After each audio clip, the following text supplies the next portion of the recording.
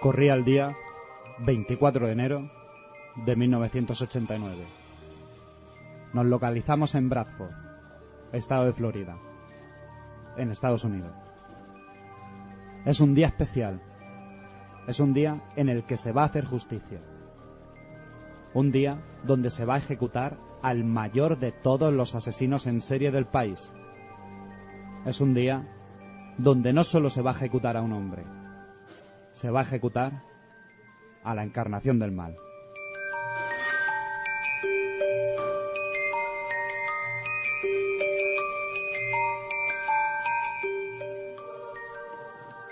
Buenas noches y bienvenidos un jueves más a Crímenes de la Historia, el espacio donde cada semana desgranamos la obra criminal de cada uno de nuestros protagonistas, así como lo que es nuestro recorrido por las historias que nos tocan más de cerca, aquellas que pasaron en nuestro entorno y que, pese a los años, siguen estremeciendo a la sociedad.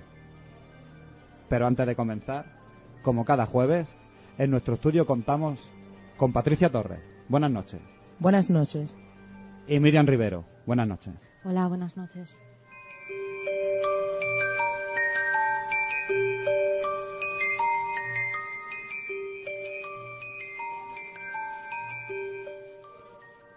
Hoy con un nuevo protagonista, con un nuevo cuento histórico. Arrancamos Crímenes de la Historia.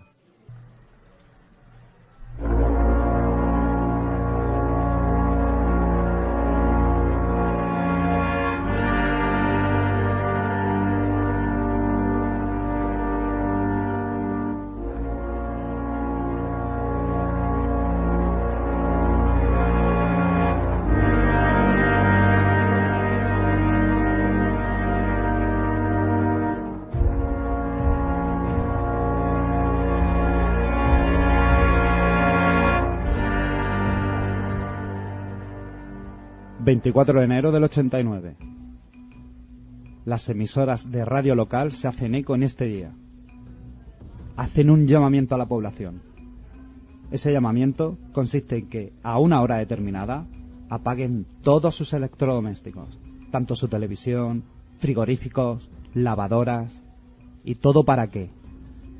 Pues este llamamiento era para que esa silla eléctrica ejecutora funcionara con más potencia que nunca, para que fulminase a esa bestia que tanto les había costado cazar.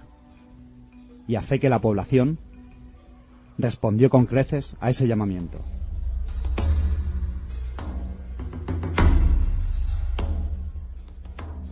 Este mismo día, justo a las 7:16 de la mañana, moría ejecutado en la silla eléctrica un depredador sexual, un sádico que torturó a más de 30 mujeres.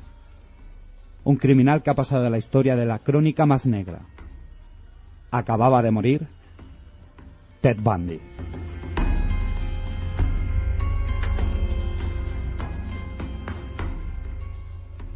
Y de la mano de Miriam Rivero nos adentramos en conocer su historia, la de uno de los mayores criminales de la historia. Pues José, nos adentramos un poco en ese estudio de quién fue Robert Theodore Bundy. Nació el 24 de noviembre de 1946 en Vermont, Estados Unidos, y fue considerado el más depravado de todos los psicópatas. Era un depredador que sabía combinar perfectamente esa gran inteligencia que le caracterizaba con un atractivo y un encanto físico que le valía para embaucar a sus víctimas. Un hombre muy carismático, elegante. Ted Bundy era realmente brillante y era un auténtico Boy Scout. ¿De qué clase de hombre estamos hablando? Pues estudió psicología, derecho, y fijaos qué clase de hombre era Ted, que hasta se perfilaba como senador. Y es que, como hemos dicho, Ted era brillante, pero algo pasó, algo se trastocó en su cabeza que rompió ese correcto funcionamiento de su cerebro. Comenzamos su historia con su infancia. Sin duda alguna sabemos a ciencia cierta que la infancia marca el futuro comportamiento de una persona, pero aún más lo marca en un asesino en serie. Así es, y en este caso, Ted es hijo de un veterano de las Fuerzas Aéreas, a quien nunca conoció, y también de una secretaria, Louise Cowell, donde, bueno, podemos decir que Ted se cría en el seno de una familia desestructurada y vive creyendo que su madre es su hermana y sus abuelos son sus padres. ¿Y cómo empieza a desencadenarse ese momento en el que Ted Bundy comienza a no comportarse de manera normal? Cuando se da cuenta del engaño, sufre un chispazo que empieza a darle forma a su desestructurado cerebro, empieza a odiar a su familia. El ambiente incluso para él es duro, donde su abuelo no dudaba en emplear la fuerza física hacia su mujer cada vez que hiciera falta, y esto sin duda pues va forjando a Ted con un futuro pues un tanto monstruoso. En 1940 Ted y su ya reconocida madre se mudan a Tacoma, en el estado de Washington, y su madre conoce allí a un cocinero del ejército llamado Johnny Culpeper Bundy, con el cual se casa y del cual Ted adoptará su apellido, aunque jamás tendrá ese lazo afectivo que buscaba en él. Entonces Bundy fue, también decir, un estudiante aplicado, el cual sacaba buenas notas en la carrera de psicología, donde conoció a su gran amor. En 1967 se enamora de Stephan Brooks, una chica muy guapa, elegante, atractiva, una chica que procedía de una familia bien posicionada, y donde Ted vivía un sueño, hasta que después de 2 años de relación con Stephanie, ella rompe con él, dejándole sumido en una auténtica depresión que le aparta del mundo, como en un estado catatónico y de obsesión por esta mujer, por su gran amor, y donde le crea un trauma. Sentirse abandonado por su gran amor, esa chispa, es lo que le enciende todo en su cerebro y le provoca ese cortocircuito que todo le cambia. Podemos decir que ahora sí, este fue el auténtico desencadenante, ¿no? Así es, porque es cuando Ted empieza a caminar por esas oscuras sendas que lo llevaban a la depravación. De adolescente le gustaba robar. No robaba por necesidad, sino que robaba por sentir ese subidón de adrenalina. Pero ahora, en este momento, es cuando empieza a coquetear con el sadomasoquismo, con la pornografía violenta y sádica. Robar ya no era suficiente para él y se adentra en ese oscuro mundo de la violencia sexual, frecuentando pues los barrios de todo tipo de ambientes. Empieza a fijarse en mujeres con un perfil físico muy parecido al de Stephanie, por lo que bueno, se puede ver esa gran obsesión que tenía ante esta mujer. Y como he dicho antes, bueno, como hemos estado comentando, José, Ted tiene una gran inteligencia y la dedica a dar un cambio de tuerca a su vida. Volvió a la universidad y esta vez se matriculó en Derecho y es considerado uno de los mejores alumnos de su clase, y es cuando decide meterse en política y postularse como senador, donde, bueno, hasta ahí pues llegaba, parece ser, su ambición, aunque Bundy era querido por todos, era ese hijo soñado de toda madre, el marido perfecto de toda mujer. También hay que decir que volvía a ser ese hombre ideal, y ahora sí es cuando Stephanie, años atrás, fue cuando lo rechazó, y ahora sí sentía que quería estar con él. Sentía que Ted ya contaba con aspiraciones y que era un hombre bien posicionado socialmente.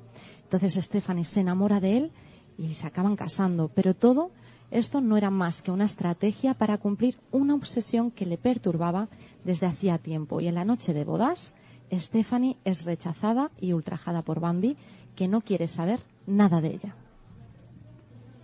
Ted se había vengado de la mujer que lo dejó totalmente roto. Y de esta forma, esta dicha venganza fue el acto que empezó con su larga carrera de violaciones, torturas y asesinatos. Exactamente. Hasta un total de 36 mujeres fueron masacradas por este monstruo. Estaba a punto de nacer el depredador, el merodeador que pacientemente acecha a su presa. Pero, ¿cuál es su espacio de ataque? Es el campus universitario donde se fija y espía a niñas. Su primer acto violento se produce el 31 de enero de 1974. Bundy entra en la habitación de la universitaria Johnny Lenz, de tan solo 18 años. La golpea violentamente con una palanca metálica y después la viola con la pata de la cama. Johnny Lenz no muere, pero queda en estado vegetativo el resto de su vida. Ted se sintió como nunca antes. La euforia invadía su cuerpo. Acababa de sentir algo especial, algo en lo más profundo de su oscuridad, algo que realmente le daba un placer extremo y es algo que no podría evitar hacer durante el resto de su vida. Y es ahora cuando Ted Bundy comienza con su ola de asesinatos en serie.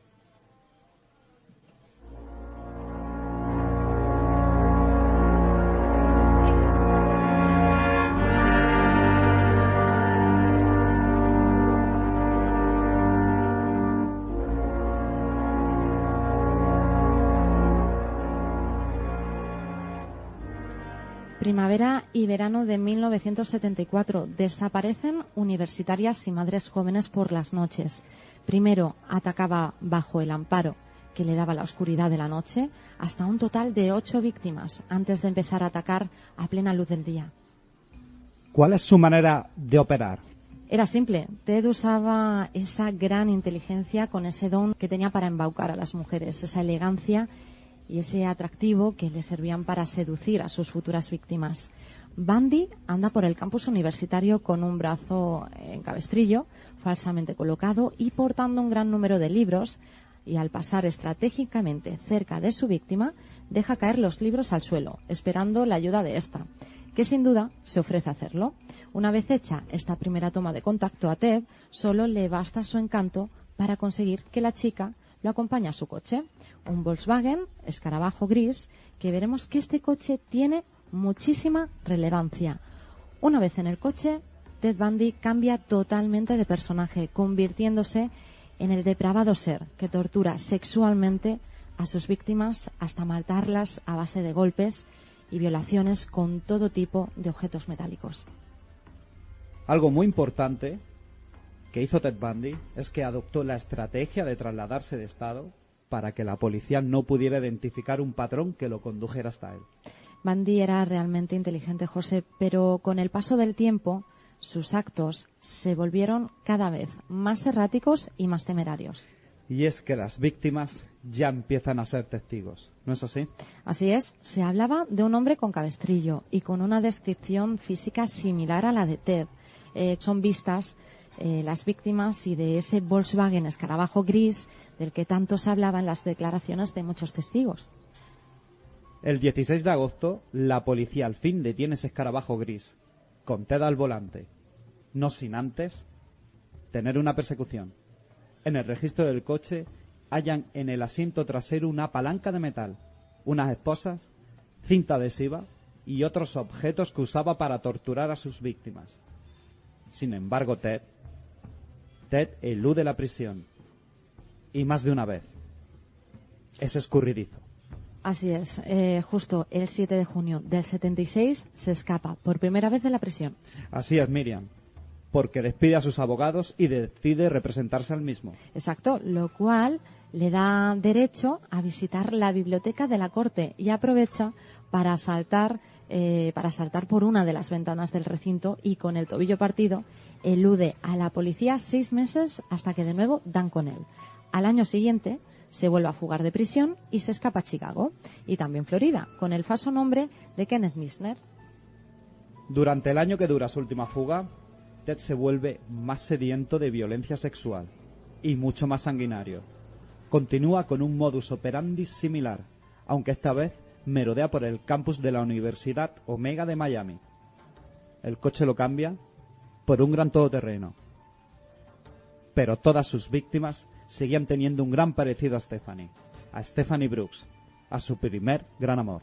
Su última víctima, de hecho, fue el 9 de febrero de 1978, donde secuestró y violó a Kimberly Leitch, de tan solo 12 años. Kimberly murió durante la violación y después de este crimen, Ted fue escapándose a la desesperada, hasta que al final fue detenido por la policía y también encerrado. Y ahora sí, hasta el fin de sus días. Así es, fueron 4 años de asesinatos, donde Ted Bundy dio rienda suelta a sus fantasías sexuales. En una ocasión, Bundy, estando de vacaciones con su pareja, dejó a esta durmiendo en el hotel, bajó a la playa, coqueteó con una chica, se la llevó a un almacén, la violó y la asesinó. Volvió a ir a la playa, volvió a coquetear con otra chica y se la llevó al mismo almacén, la violó y la mató. Acto seguido subió al hotel, recogió a su novia y se fueron a cenar tan tranquilamente, así que podéis imaginaros la clase de hombre que era Ted. Después de tales atroces y brutales hechos, ¿cómo se desencadenó el juicio? Porque estamos totalmente seguros que tuvo que ser un juicio muy, muy mediático. El 25 de junio fue cuando se inició ese juicio en contra de Bundy.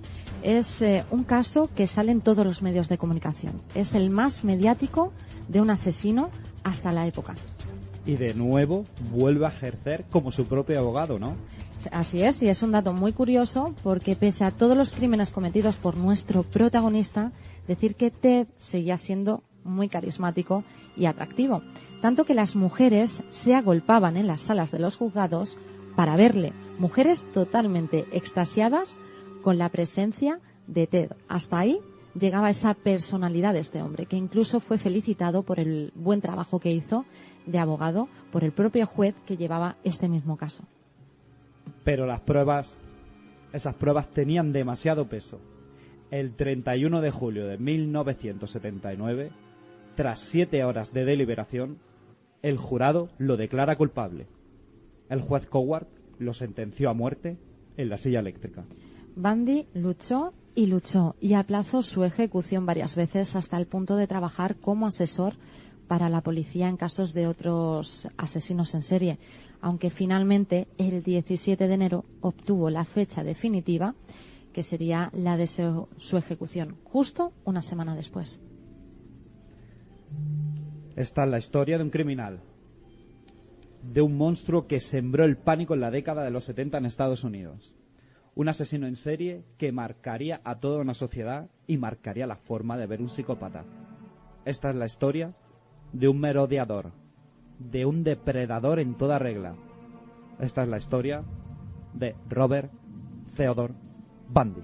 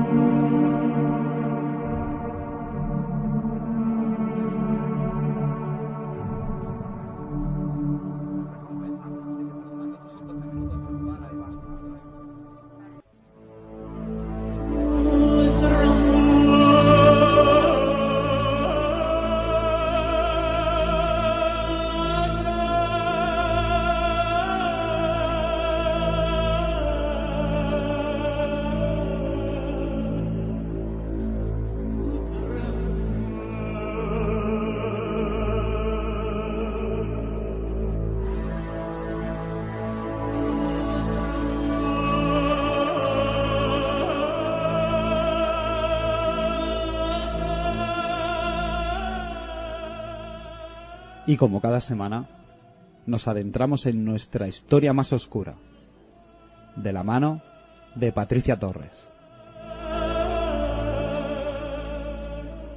Patricia, ¿hacia dónde nos movemos esta noche?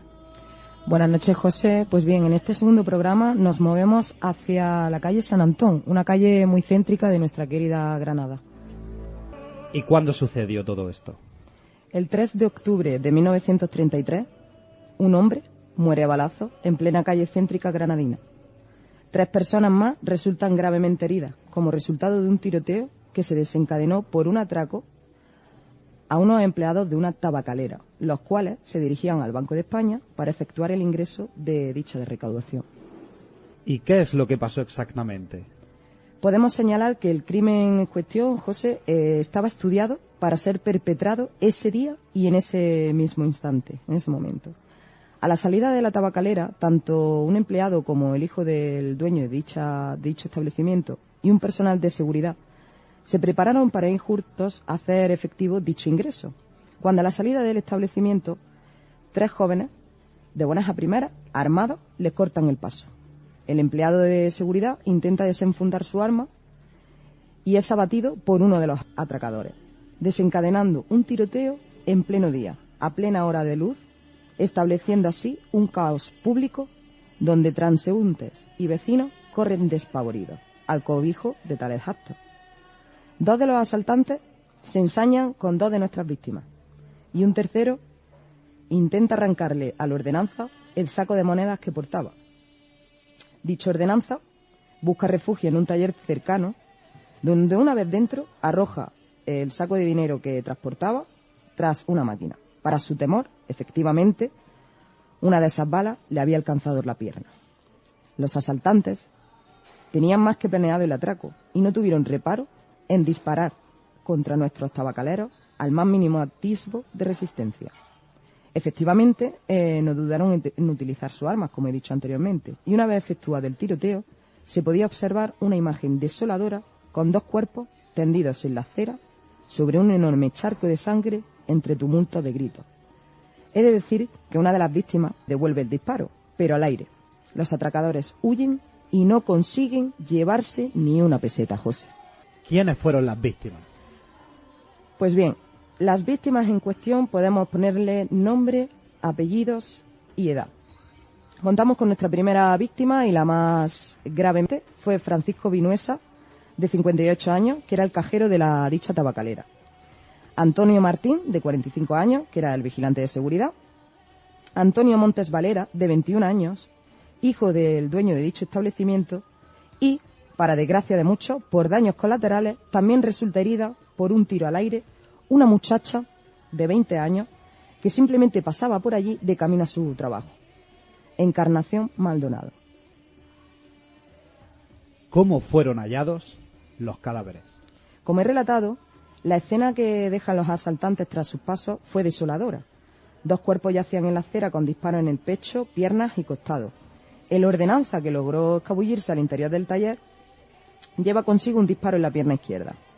Las víctimas, aún retorciéndose en la acera de dolor, son trasladados al hospital de San Juan de Dios.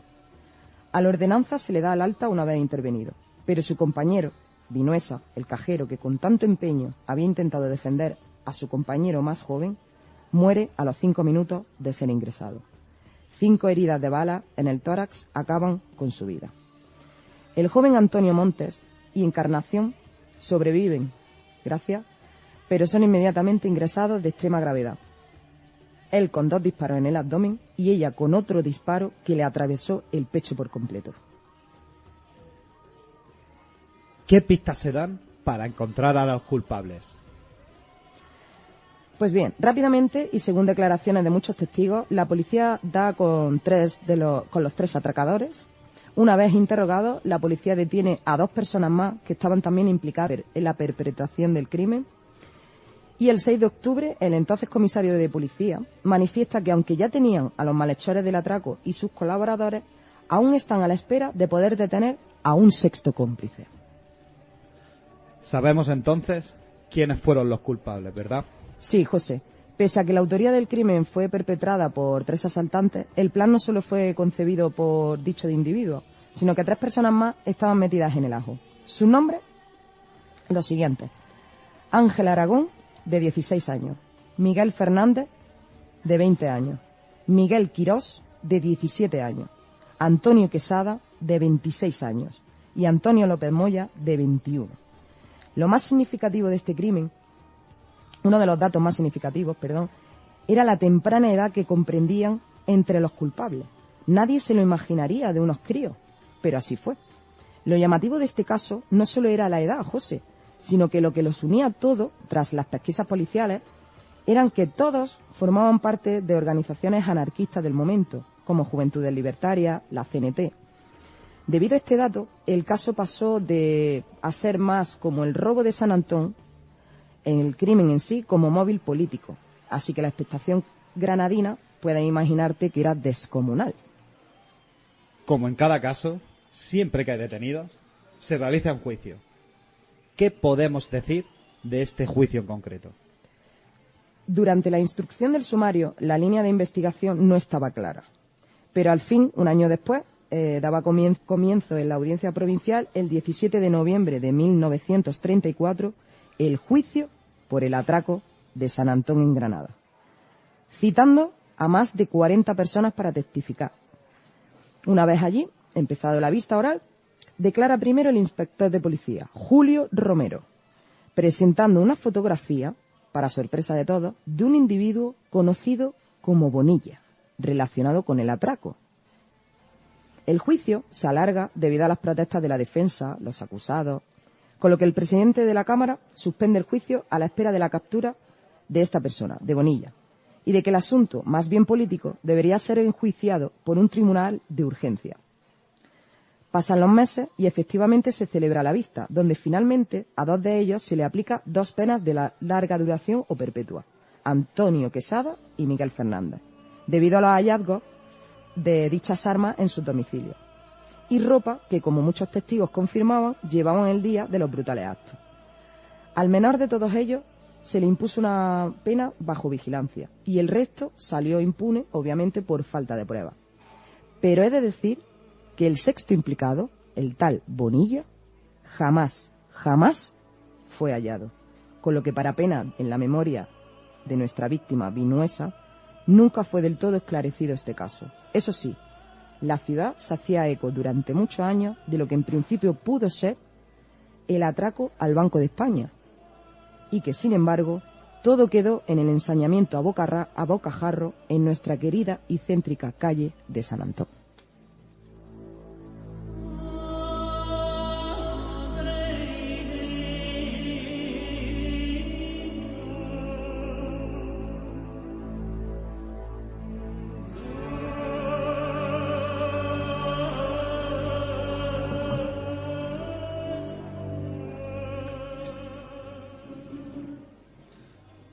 De nuevo, hemos querido salir a la calle para conocer la opinión de la gente que pasa por San Antón. Habéis salido las 2 colaboradoras. Patricia, Miriam, ¿qué os habéis encontrado? Pues bien, José, como cada semana nos gusta atestiguar nuestros casos con declaraciones de vecinos y ciudadanos granadinos. Como hemos dicho, la fecha data del 1933. Entonces, claro, debido al traspaso de muchos negocios en esta calle céntrica, sí, es bastante difícil.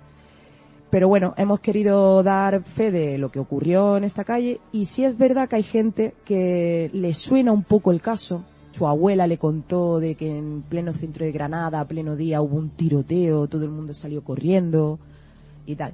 Pero sí es cierto que queda un poco en la memoria difusa. Sí, lo que principalmente nos hemos encontrado es, pues eso, la gente, el cómo examina todo el caso cuando se lo contamos, cómo les sorprende, ¿no? Que Granada, una ciudad encima tranquila, en el pleno centro de Granada, pues surjan este tipo de tiroteos, ¿no? Es algo que quien se viene a vivir aquí, quien para estudiar, o a esos padres cuando le comenta ciudad universitaria, lo que menos se piensa es que aquí, en pleno centro de Granada, en la calle San Antón, ha habido un tiroteo tan importante y tan mediático como comentabas antes, Patricia.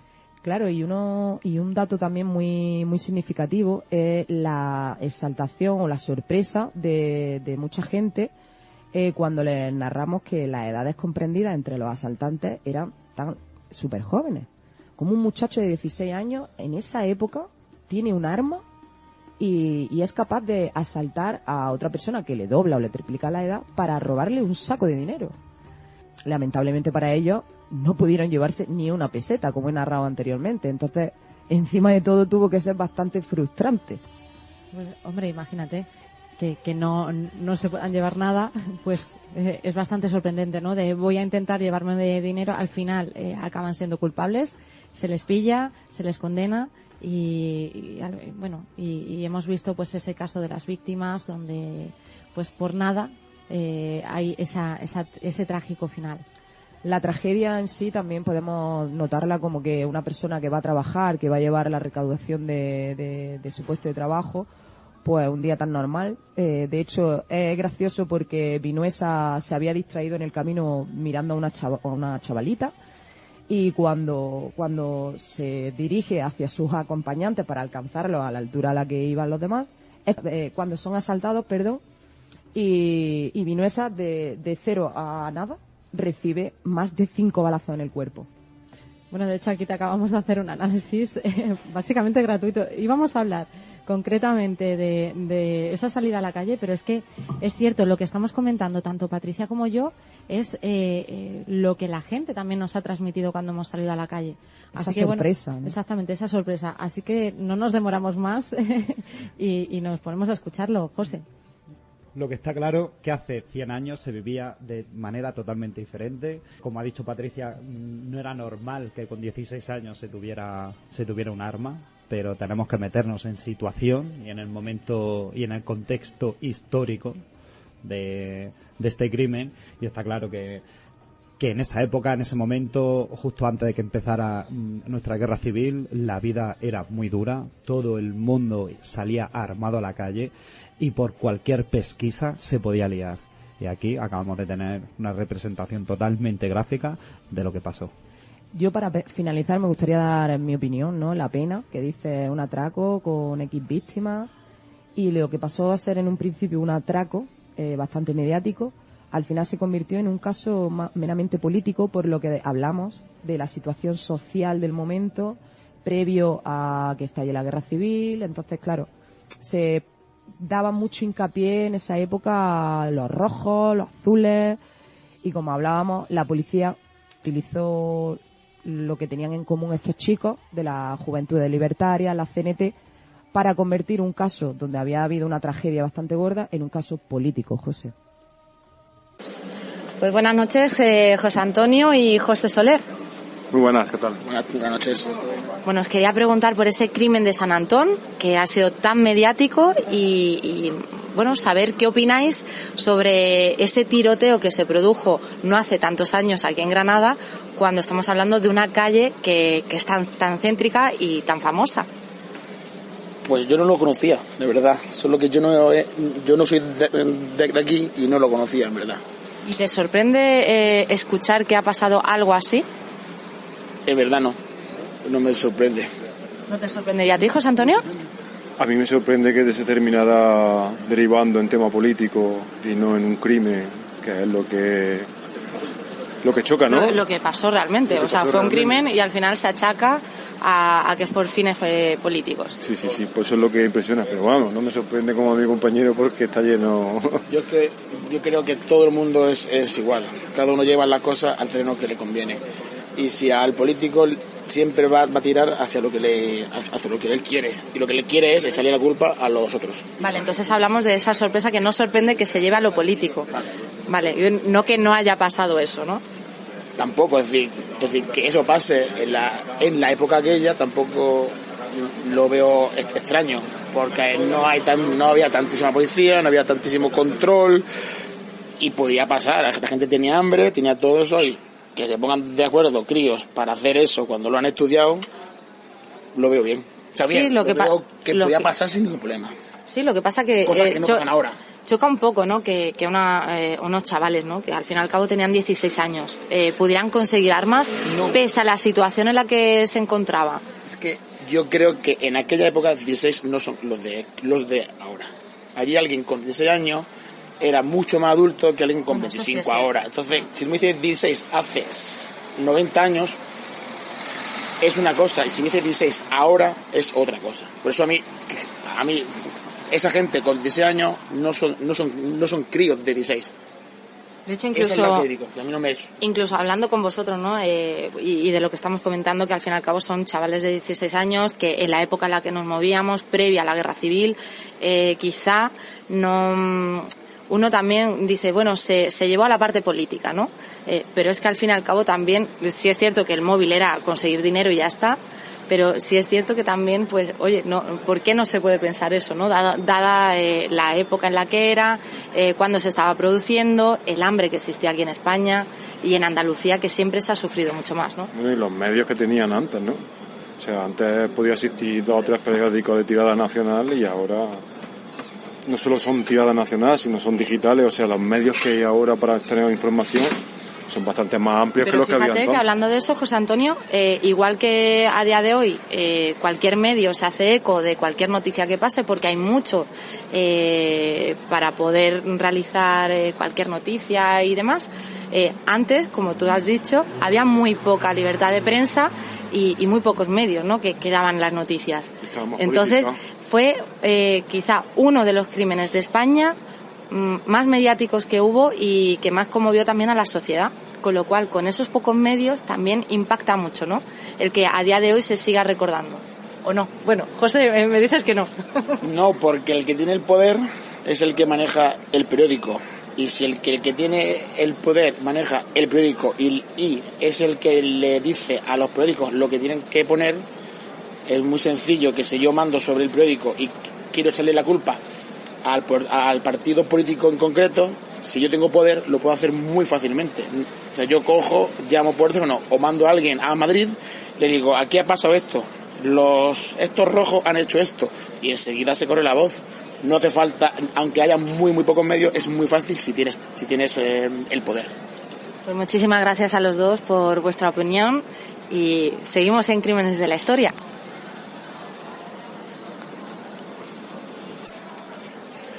Y lo dicho, que continuamos con Crímenes de la Historia y en este caso versión granaína y con Sandra. Buenas. Hola, buenas noches.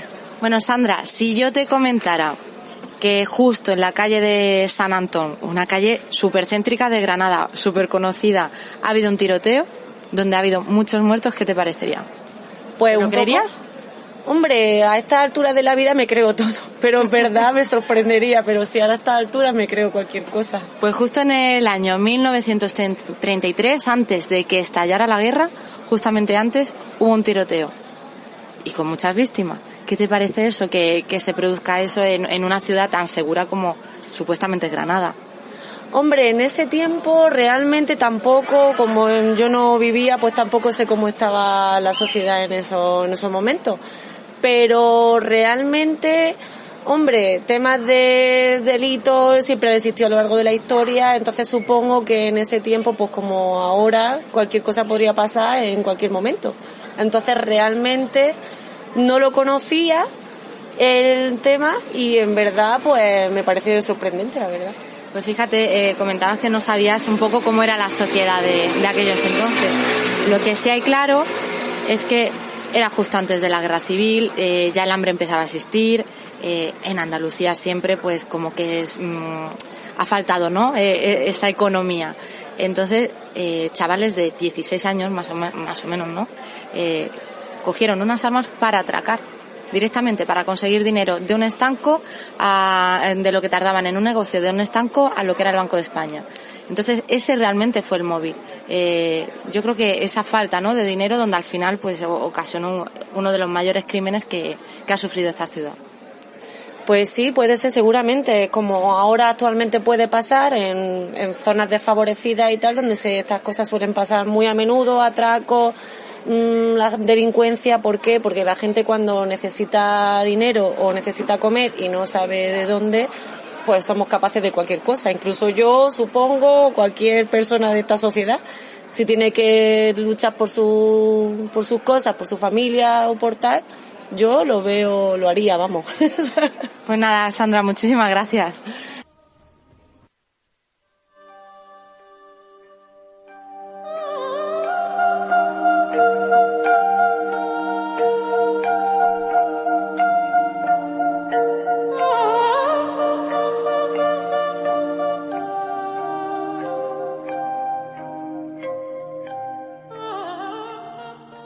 Y hasta aquí nuestra segunda entrega de Crímenes de la Historia. Volvemos la próxima semana, como cada jueves a las 10 de la noche. Os dejamos con el tema de la banda sonora original de la última película dedicada a Ted Bundy. El tema es de Beltrami Denis. Buenas noches.